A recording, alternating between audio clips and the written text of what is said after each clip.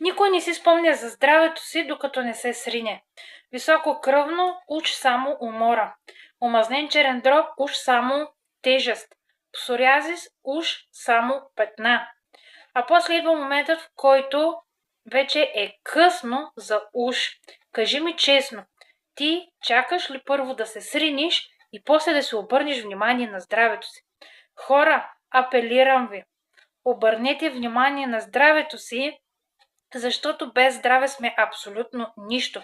Не чакайте, не пренебрегвайте симптомите, които имате. Високо кръвно, омазнен черен дроб, инсулинова резистентност. Имате умора, липса на енергия, главоболие, мигрена. Това са все сигнали, че тялото ви вече не издържа.